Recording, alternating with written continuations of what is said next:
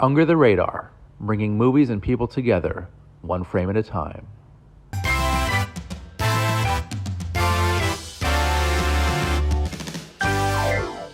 Hey guys, I'm Randy Unger, and it's a very special edition of Under the Radar, bringing movies and people together, one frame at a time. And we have just concluded the Tribeca Festival, which was quite a festival. And with me today, I have director, writer, and editor of the new comedy short film, A Rose for Katrina, Mr. Harry Quinlan. Harry, welcome to the show. Thank you very much for having me. Yeah. So first off, how was the festival for you? Well, it was an absolute marathon. It was back to back stuff. We were warned to pace ourselves, and we did not.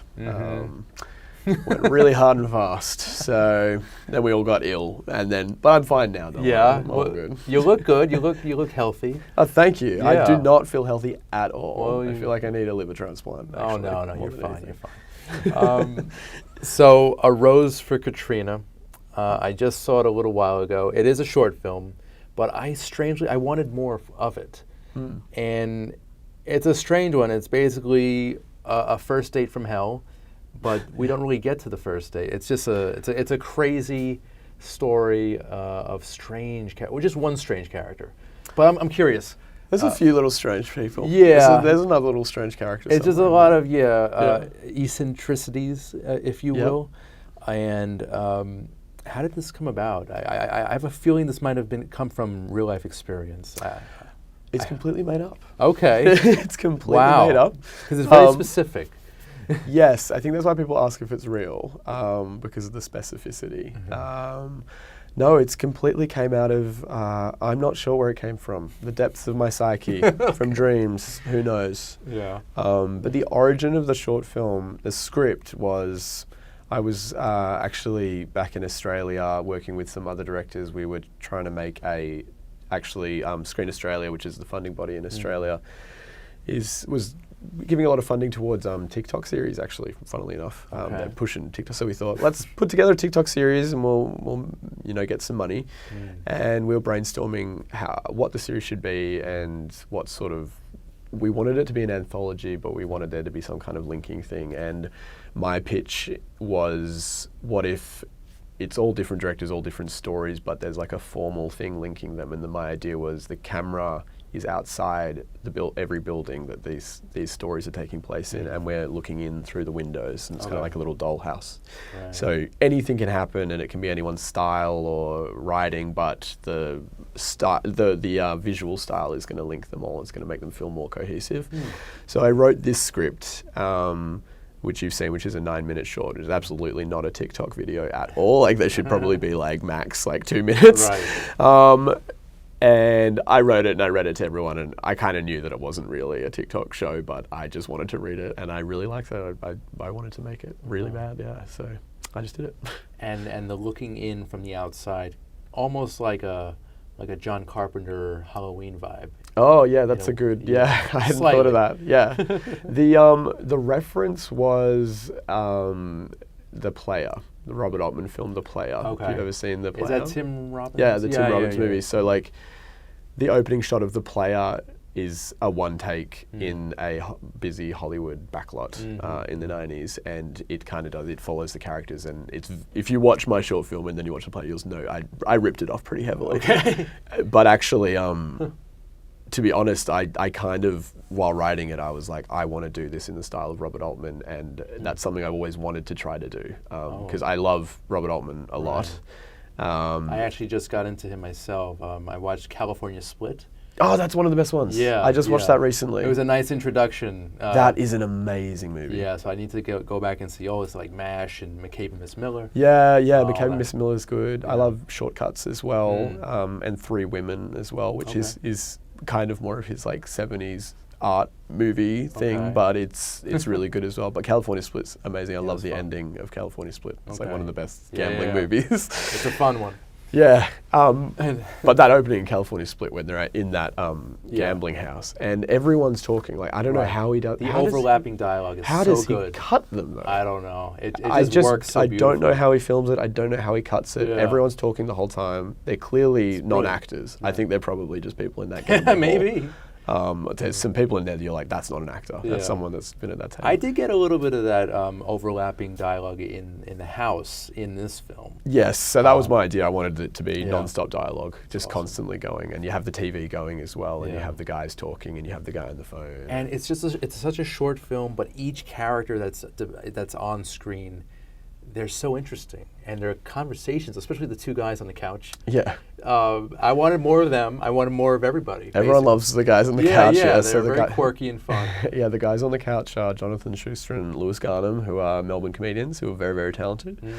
And they were just perfect. They knew exactly what I wanted, which was just that rolling, Yeah. laconic, casual conversation. Kind of like two stoners, just like Yeah, almost. I think they're supposed to be drunk, but they could also be Yeah, you know. stoned. they're inebriated somehow. Yep. But how was the casting process like for everybody else?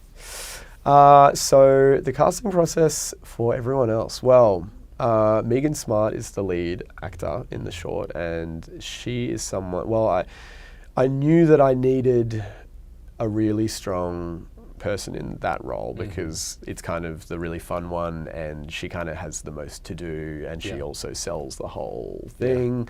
So I wanted to get quite a strong actor in that role, and we actually met Megan Smart at a festival in WA called Cinefest Oz, and she was actually there. She's actually also a director as well as an actor.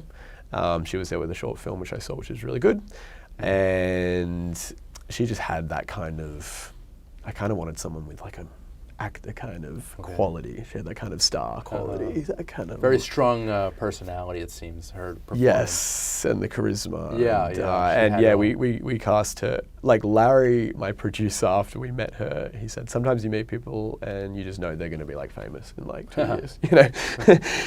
And then afterwards, she got cast in like a giant Amazon show, which was like this big Australian Amazon show. So yeah, Nice. she's blown up, I think. Yeah. Awesome. Yeah, she's great. And also Ben is the other lead of the short, who I also really needed a very specific kind of thing.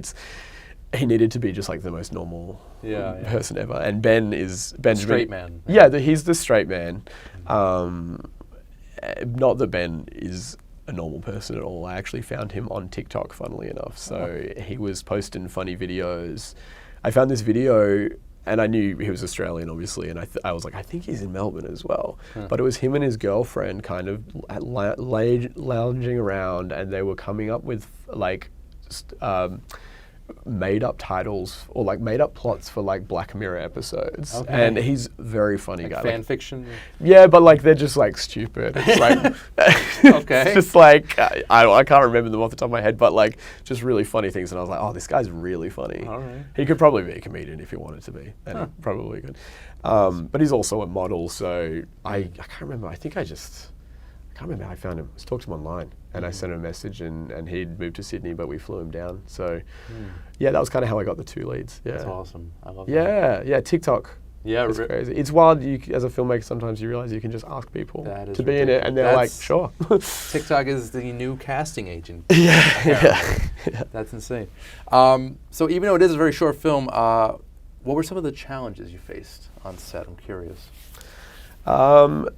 Weirdly enough, we had this question in the Q&A, and I was like, oh, it's like almost not a really good answer because it went so smoothly. Oh, did it? It's really weird. That's great. Because it's it's a one shot, so everyone thinks there must have been this crazy thing to organize, and there must have been so many things to balance and plates to spin at once. And it obviously probably was, but I think just the actors were good. Once I just got everyone in, so we rehearsed it for half a day the day before. Wow. And then the next day we just shot it, and I filmed the rehearsal, and then we just filmed it 8 times. We got it all the way. Oh my God. We got all the way through it on the rehearsal. That's like and a nice weekend. That's yeah, it was like half a day shoot, like really, Wow. the actual shot, because it's a one shot. That's the good thing. Yeah. Everyone thinks they're impressive, but actually they make it a lot easier, to be honest.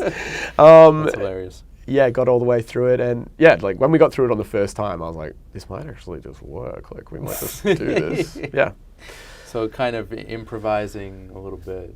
So the guys on the couch, who are the comedians, Melbourne comedians, I told them to talk the whole time. Okay. So Yeah. anytime the camera is on a character, that's scripted dialogue, so that's in the script. And when it's off them, I just told them to keep talking. And Awesome. I think they actually didn't even know when we were recording and when we weren't recording, because we'd walk in and we'd be like, that was a great take, guys. And they're just still sitting there being like, oh, did we shoot? Like, Yeah, really, still they didn't, rolling? Yeah, they like knew the guy walks past them at some point, but they don't know what's going on everywhere else. Yeah. That's awesome. Yeah. I love that. I love that. It just seems like such a fun set. And It was very fun, Yeah. yeah. It was great actors, and also my crew was really great. David McKinnon, the cinematographer, was just he's a very seasoned cinematographer and just very calm and collected.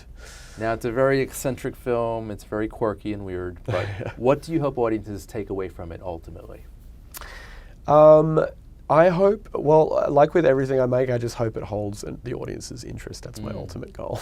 I just want to make something that a friend of mine who saw the film yesterday said something very kind about it, which he said, it's the type of film that makes you lean forward. I was like, oh, that's really what I want. I want to just grab you and just, you can't look away. Like people, I think sometimes with film, people forget that the ultimate goal is to entertain, and that's always what I'm trying to do. And it's not easy. People act like entertainment is the easiest thing, but I actually think to entertain an adult with all of our, guards and intelligence and things we know about the world, like holding an adult's interest is actually really, really hard.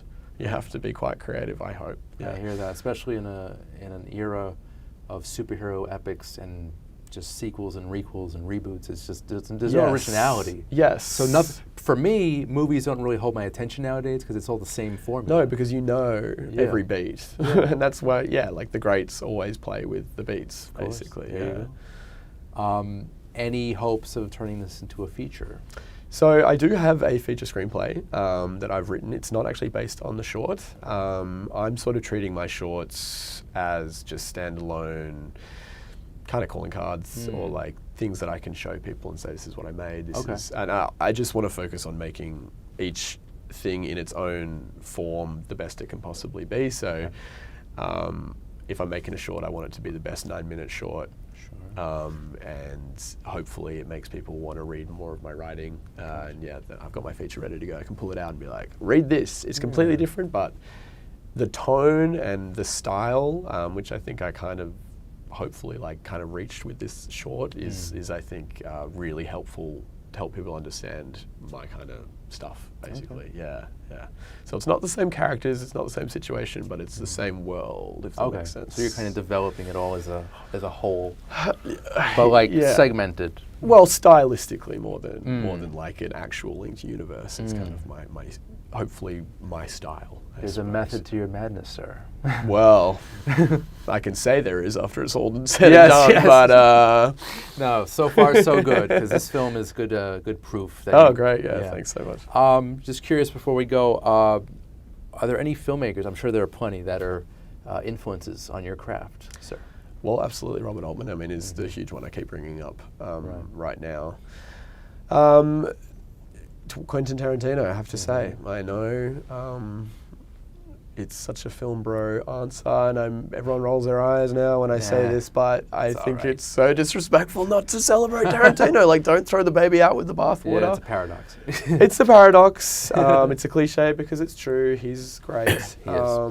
And we were talking earlier. I mean, my two big answers, honestly, are just the two big ones. It's Tarantino and it's Steven Spielberg. Of course. Steven Spielberg is the ultimate filmmaker, in my opinion. He's the greatest filmmaker of all time. Agreed. And I have coined the term Spiel nerd, and I'm hoping that hashtag catches on. Spiel nerd. Spiel nerd. Explain. Just someone who's obsessed with everything he's ever done and loves everything that he's provided us, especially as kids, because in our formative years, when we see Jurassic Park and Back to the Future, it's just such a thrill. It's a thrill now. I'm 39 years old and I still get a kick out of that stuff.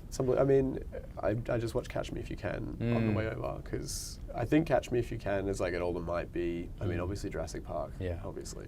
I would say Catch Me If You Can might be top 3 best Leonardo DiCaprio performances. Oh yeah, You know, definitely. yeah. It was when he still had the hunger. Yeah. He wasn't jaded yet. I know.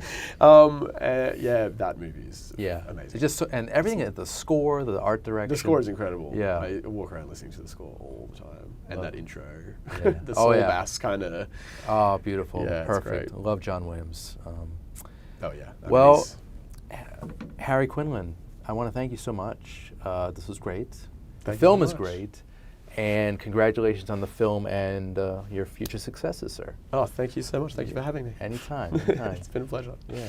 Cheers. So, guys, I'm Randy Unger. This has been Under the Radar, bringing movies and people together, one frame at a time. And I'm kind of sad that the Tribeca Festival has concluded, but we'll see you guys next year. We'll see you there as well, sir. I hope so. Yeah. Take care, guys. Cheers.